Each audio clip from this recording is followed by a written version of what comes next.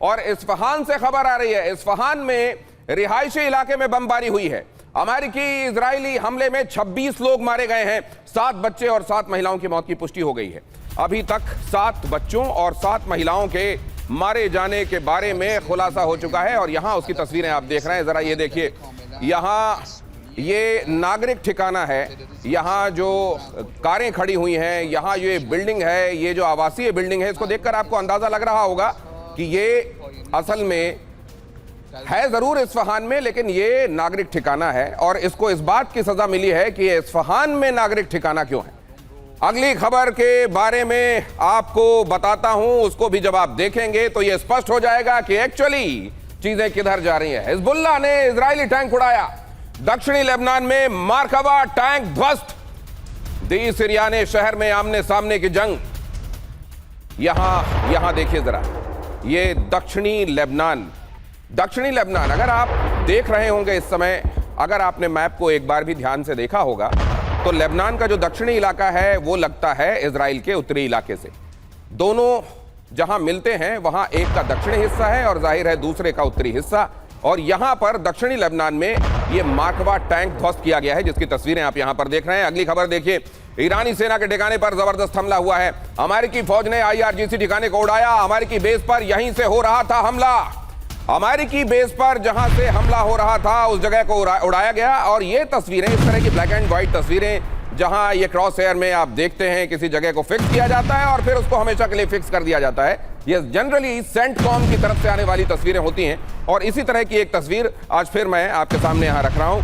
इस जगह को आइडेंटिफाई किया गया कि ये एक तरीके से यहां लॉन्चिंग साइट है जहां से ईरान की मिसाइलें निकलती हैं और मिडिल ईस्ट में अमेरिकी बेसिस को निशाना बनाती हैं। इस जगह को पहचाना गया, मिसाइल्स की ट्रेजेक्ट्री को पकड़कर इस जगह तक पहुंचा गया और फिर इस जगह को उड़ा दिया गया। तस्वीरें दुनिया के लिए जारी कर दी गई। अगली खबर, युद्ध के बीच डॉक्टर मसूद पेजेश्कियान, उनका नया वीडियो। लोगों के बीच सड़क पर उतरे पेजेश्कियान, स्टोर्स में जाकर लोगों से मिलते दिखाई दिए। ईरानी राष्ट्रपति पेजेश्कियान का वीडियो आपको याद होगा, इससे पहले करीब 15 दिन हुए होंगे तब भी, और उनके साथ तब अली लारीजानी भी थे।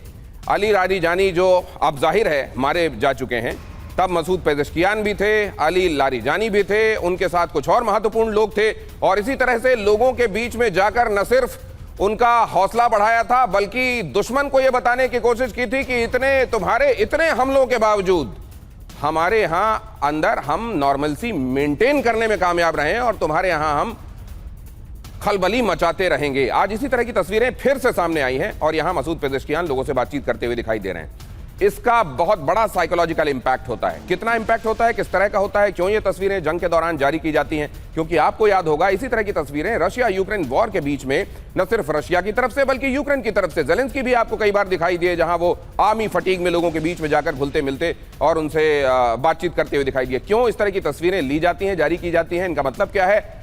इंटरनल ऑडियंस के लिए मतलब क्या है, एक्सटर्नल ऑडियंस के लिए मतलब क्या है, ये आगे हम अपने मेहमानों से जानेंगे। लेकिन तेल अवीव पर ईरानी अटैक का लेटेस्ट वीडियो आपके सामने रखता हूं। ईरान ने तेल अवीव पर दागी मिसाइलें, आसमान में ईरानी मिसाइलों का वीडियो देखिए जरा।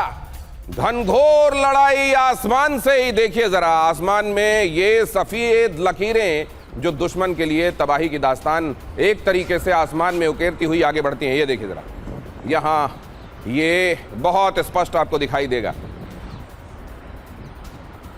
और अब अगली खबर, सऊदी अरब में आज फिर से हमले हुए। ईरान ने यूनाइटेड स्टेट्स बेस पर किया अटैक, अमेरिकी ठिकाने पर हुआ भीषण विस्फोट। हमले रोकने में फेल हुआ defence system. Air defence system in तमाम जगहों पर कहां कारगर हुआ है, कहां उसने असल में अपने ही किसी फ्लाइंग ऑब्जेक्ट को दुश्मन समझकर मार दिया, यह भी आपने देखा है, और कहां वो वाकई इंटरसेप्ट करके दुश्मन के प्रोजेक्टाइल को रोकने में कामयाब हुआ, यह भी आपने देखा। लेकिन ज्यादातर जगहों पर यह जो तबाही है वो बेशक 10% की 20% की होती हो, अगर 100 प्रोजेक्टाइल्स लॉन्च किए गए हों उनमें से 20 ही गिरते हों, लेकिन जिस जगह पर एक भी गिरता है उस जगह के लिए वो 100% डैमेज होता है। और ऐसे ही एक जगह के लिए, सऊदी में इस बेस के लिए, ये 100% डैमेज की दास्तान यहां आपको इस तस्वीर में दिखाई दे रही। आज कुवैत पर ईरान का बड़ा हमला हुआ, यह खबर भी देखिए। कुवैत एक बार फिर से निशाने में। कुवैत के शुवैक पोर्ट पर ड्रोन से हमला बोला गया। शुवैक पोर्ट पर सुसाइड ड्रोन से विस्फोट और ये भीषण तबाही। और ये देखिए ये कितनी बड़ी आग है यहाँ पर। ये इसका दायरा अगर आप देखें, वो पूरा इलाका जिसको इस आग ने अपनी जद में लिया हुआ है, और वो पूरा इलाका जहां जो ये धुएं और आग की जद में दिखाई दे रहा है, अगर आप देखेंगे फायर टेंडर्स को यहां देखेंगे तो यहां की स्थिति का अंदाजा आपको हो जाएगा कि कुवैत में इस हमले के बाद किस तरह की अफरा तफरी मची होगी।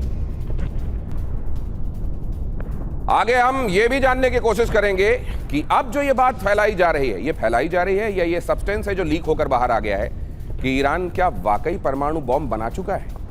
पूरी दुनिया में इस बात की बड़ी चर्चा है, बहुत हल्ला है और इसको कई जगहों पर अपनी अपनी बातें कहकर सब्सटेंशिएट भी कहा जा रहा है। किन बातों में दम है और कौन सी है कोरी, आज यही हमारे गेस्ट जो हमारे साथ जुड़ रहे हैं आपको बताएंगे। मेजर जनरल अश्विनी श्रीवास्तव हमारे साथ आज की इस चर्चा में शामिल हैं। एयर मार्शल पीके श्रीवास्तव हमारे साथ है, बहुत दिनों बाद सर, बड़ी खुशी हो रही है एक बार फिर से आपको अपने बीच में यहां पाकर। और प्रोफेसर राजन कुमार, प्रोफेसर साहब जो हैं वो विदेश मामलों के खास जानकार हैं, विशेष जानकार हैं, उनके साथ चर्चा होगी। आशीष सिंह डिफेंस जर्नलिस्ट हमारे साथ इस चर्चा में शामिल हो रहे हैं।